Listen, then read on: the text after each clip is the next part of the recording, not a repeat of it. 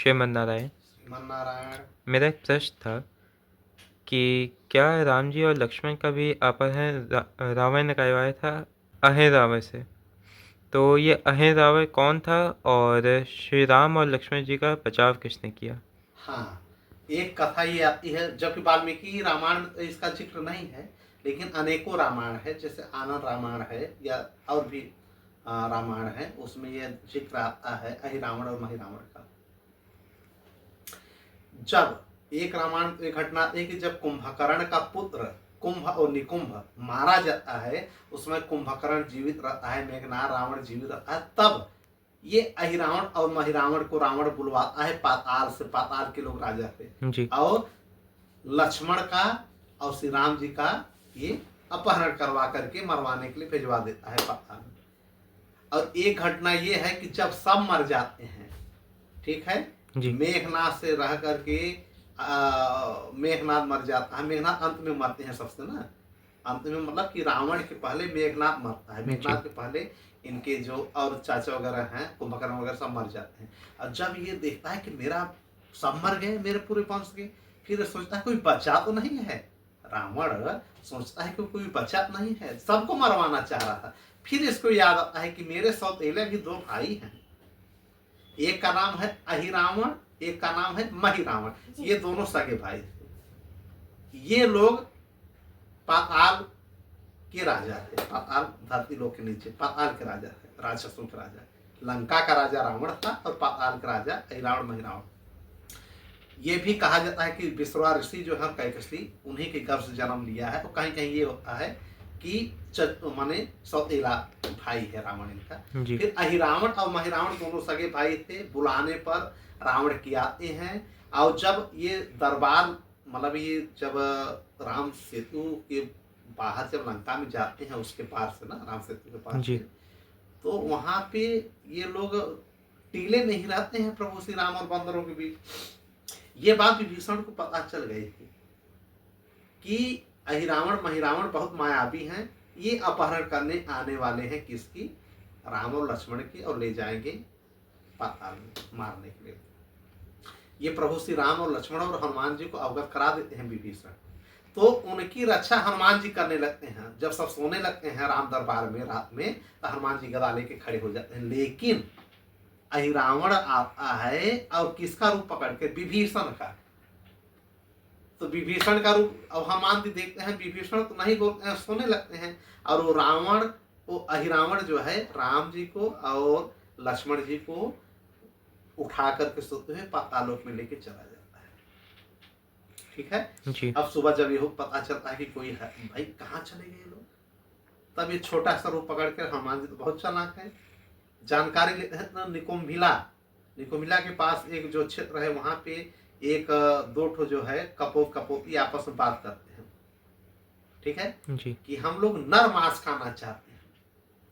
तो उन्होंने कहा चलो पाताल में चलो, वहां पे हम लोग राम और लक्ष्मण जी गए हैं। उनका एक कथा ये है, और एक कथा ये है कि इनको पता चल जाता है विभीषण के द्वारा, किसको, हनुमान जी को, हनुमान जी को। कि लेके पाताल में चला गया। पाताल में जाते हैं हनुमान जी, वहां पे ये कपोत कपोती आपस में बात करते हैं कि अब देखिए अहिरावण लाया है राम और लक्ष्मण को, जब मारेगा तो उनके मीट को, मांस को हम लोग खाएंगे। देखे मनुष्य का मांस कैसे आता है, राक्षसों को हम लोगों ने खाया है जानवरों का, मनुष्य का खाएंगे।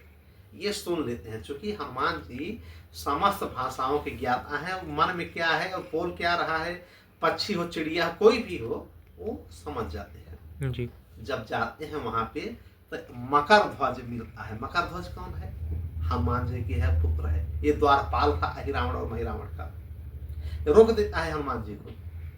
हनुमान जी कहते हैं क्यों, कौन हो भाई? तो उसने कहा कि इस नगरी पाताल लोक का मैं द्वारपाल हूँ। मेरे पिताजी बहुत बलशाली हैं, उनका नाम है बजरंग बली हनुमान जी।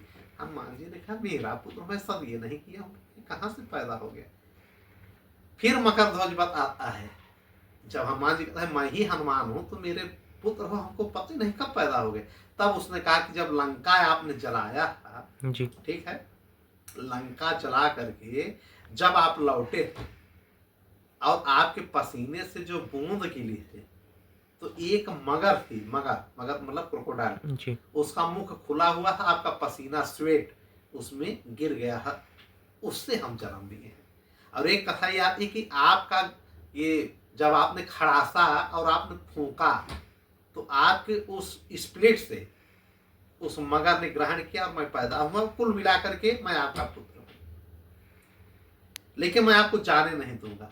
तो हनुमान जी मकर ध्वज को द्वंद्व युद्ध होता है, मकर ध्वज को हरा करके बांध करके फिर अहिरावण महिरावण के पास जाते हैं। एक कथा के अनुसार कि मकर ध्वज बताता है कि आप ऐसे मार नहीं पाएंगे। महिरावण और अहिरावण की जो प्राण है, जान है, जी, 5 दीपक में है। अब 5 दीपक 5 दिशाओं में दूर दूर रखे गए हैं, आप मार नहीं पाएंगे। पांचों दीपक जब तक एक साथ नहीं बुझेंगे। इसलिए आपने सुना होगा कि हनुमान जी ने पंचमुखी मुख बनाया था जी, ना, अब मंदिर में रखा भी होगा, आप लोग पूजा भी करते हैं। तो अब ये समझिए कि पंचमुखी हनुमान जी ने अपना मुख उस समय बनाया है जब अहिरावण और महिरावण को एक साथ मारना था। ठीक है। जी, तो फिर ये जाते हैं और प्रभु श्री राम का वो कामाक्षा देवी को बलि चढ़ाने वाला होता है अहिरावण और महिरावण। तभी जाकर के 5 मुख से उस दीपक, पांचों दीपक को एक बार में बुझा देते हैं, जिससे कि दोनों मर जाते हैं और श्री राम को और श्री लखन जी को पुनः लेकर के लंका के पास जाते हैं, बाद में रावण को मारते हैं। एक कथा ये है। और मकर ध्वज को वहां का पाताल का राजा बना करके चले जाते हैं। और एक कथा ये है कि इनकी एक पत्नी थी, किसकी? अहिरावण की नाग कन्या थी, उसका नाम क्या था? चित्रलेखा। क्या नाम था? चित्रलेखा। चित्रलेखा। उनसे हनुमान जी जाते हैं, पूछते हैं कि ये बताइए, प्रभु श्री राम कम से कम 100 बार इनको मार चुके, 100 बार मार चुके वहां पे पाताल में लक्ष्मण और श्री राम जी। ये लोग मरते, अहिरावण और महिरावण दोनों भाई पुनः जीवित हो जाते थे। तो इन्होंने कहा इनकी पत्नी से ही राज पूछे। तो चित्रलेखा ने कहा, नाग कन्या, चूंकि वो अहिरावण और महिरावण से नाराज थी, चूंकि अहिरावण तो शादी करके लाया था, लेकिन महिरावण भी जबरदस्ती इसके ऊपर कुदृष्टि रखता था। ये नाग कन्या अच्छी स्त्री थी, इसलिए इसने हनुमान से कहा कि मैं सहयोग तो करूंगी, लेकिन अब अगर आपके श्री राम जी मुझसे शादी करेंगे तब। तो हनुमान जी ने कहा कि भाई इस जन्म में तो बड़ा मुश्किल है, क्योंकि एक शादी करने का इन्होंने प्रण किया है, करना है तो मैं नहीं बताऊं। फिर उन्होंने कहा ठीक है, लेकिन एक शर्त मेरी है। इन्होंने कहा क्या? चित्रलेखा ने। तो हनुमान जी ने कहा कि जो बिस्तर रहेगा, पलंग आपका रहेगा, उस पर जब प्रभु श्री राम बैठेंगे तो टूटना नहीं चाहिए। तो इन्होंने कहा अरे हमारा मजबूत है पलंग, कैसे टूटेगा? तो इन्होंने कहा ठीक है, तब श्री राम जी आपसे शादी करेंगे। तब ये चित्रलेखा ही बताती है क्या कि करोड़ों भंवरे हैं, करोड़ों, भ्रमर माने भंवरा, जी, जब ये दोनों भाई मर जाते हैं तो ये भंवरे अमृत ला करके इनकी नस में पुनः डस डस करके पिला करके पुनः इनको जीवित कर देते हैं बार बार। तो भगवान राम भी इनको नहीं मार पा रहे हैं। तब ये जानते हैं कि ये बात है, इनको मारने के पहले अहिरावण और महिरावण दोनों भाइयों को पहले भंवरों को मारना पड़ेगा। फिर हनुमान जी करोड़ों भंवरों को जाकर के पाताल में सबको मार डालते हैं, एक भंवरा बच जाता है। फिर उस भंवरे ने कहा प्रभु हमको छोड़ दीजिए। तो हनुमान जी ने कहा कि छोड़ेंगे उस समय जो चित्रलेखा का बिस्तर है, बेड है, उसको खोखला कर दो, कोई बैठेगा तो टूट जाए। तो जाके खोखला कर देता है। अब तब श्री राम और लक्ष्मण अहिरावण और महिरावण को मार डालते हैं। अन्य न रामायण के अनुसार ये है, जी, लेकिन कुछ रामायण के अंतर्गत कि पंचमुखी हनुमान ने पांचों दीपक को एक साथ बुझाया, अब तब जाकर के इसकी मान्यता ज्यादा, तब जाकर के ये अहिरावण महिरावण मारा। अच्छा, उसके बाद क्या होता है? राम जी आते हैं, बिस्तर बेड पे बैठते हैं, हनुमान जी लाते हैं कि प्रभु चलिए। तो कहा अरे ऐसा न हो कि न टूटे, तो हमको शादी करना ही टूट जाएगा, आप चलिए ना, अपना बल लगाइएगा उसमें। राम जी बैठे और वो टूट गया। तब ये रोने लगती है चित्रलेखा कि हमसे शादी कैसे करेंगे। तब प्रभु श्री राम जी कहते हैं परेशान मत हो, तीसरा जन्म जब तुम लोगी द्वापर में, तब मैं श्री कृष्ण बन करके आऊंगा, तुमसे शादी करूंगा। यही चित्रलेखा सत्यभामा बनती है।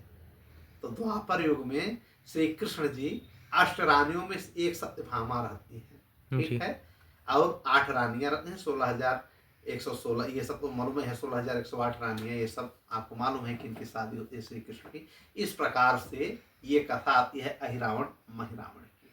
ठीक है, जी। श्रीमान। श्रीमन नारायण।